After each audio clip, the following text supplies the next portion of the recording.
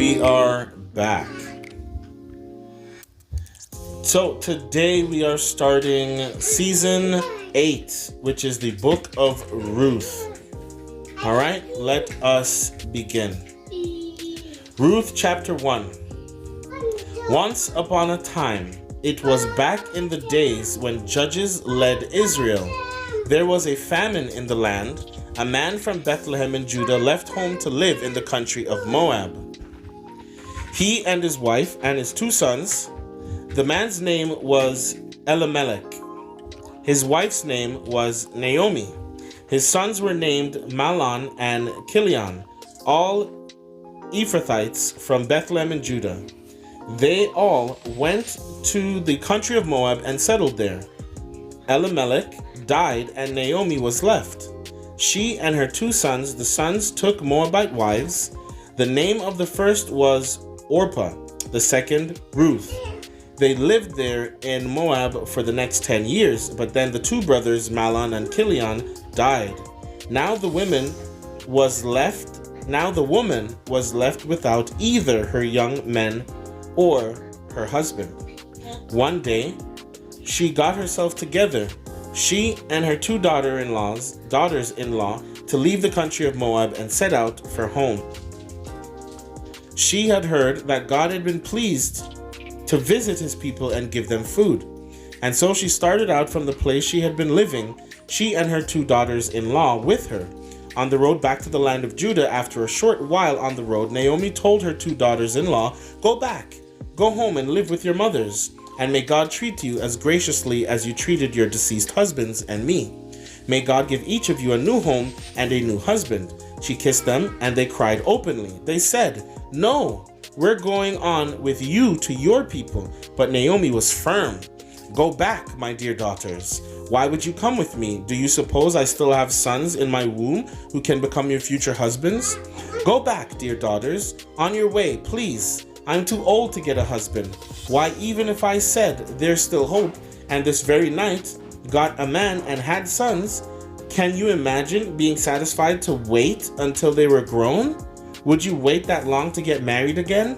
No, dear daughters, this is a bitter pill for me to swallow, more bitter for me than for you. God has dealt me a hard blow." Again they cried openly. Orpah kissed her mother-in-law goodbye, but Ruth embraced her and held on. Naomi said, "Look, your sister-in-law is going back home to live with her own people and God's. Go with her." But Ruth said, "Don't force me to leave you. Don't make me go home. Where you go, I go, and where you live, I live. Your people are my people. Your God is my God. Where you die, I'll die, and that's where I'll be buried. So help me God, not even death itself is going to come between us." When Naomi saw that Ruth had her heart set on going with her, she gave in. And so the 2 of them traveled on together to Bethlehem. When they arrived in Bethlehem, the whole town was soon buzzing. "Is that really our Naomi? And after all this time?" But she said, "Don't call me Naomi, call me bitter. The strong one has dealt me a bitter blow. I left here full of life, and God has brought me back with nothing but the clothes on my back. Why would you call me Naomi? God certainly doesn't. The strong one ruined me, and said Naomi was back. And so Naomi was back, and Ruth the foreigner with her, back from the country of Moab. They arrived in Bethlehem at the beginning of the barley harvest." Ruth chapter 2. It so happened that Naomi had a relative by marriage, a man prominent and rich, connected with Elimelech's family. His name was Boaz. One day Ruth, the Moabite foreigner, said to Naomi, "I'm going to work. I'm going out to glean among the sheaves, following after some harvesters who will treat me kindly." Naomi said, "Go ahead, dear daughter." And so she set out. She went and started gleaning in a field, following in the wake of the harvesters. Eventually, she ended up in a part of the field owned by Boaz, her father-in-law, Elimelech's relative. A little later, Boaz came out from Bethlehem greeting his harvesters. "God be with you," they replied, "and God bless you." Boaz asked his young servant, who was foreman over the farm hands, "Who is this young woman? Where did she come from?" The foreman said, Why, that's the Moabite girl, the one who came with Naomi from the country of Moab. She asked permission, let me glean, she said, and gather among the sheaves following after your harvesters. She's been at it steady ever since, from early morning until now, without so much as a break. Then Boaz spoke to Ruth, listen, my daughter, from now on, don't go to any other field to glean. Stay right here in this one, and stay close to my young women. Watch where they are harvesting and follow them. And don't worry about a thing. I've given orders to my servants not to harass you.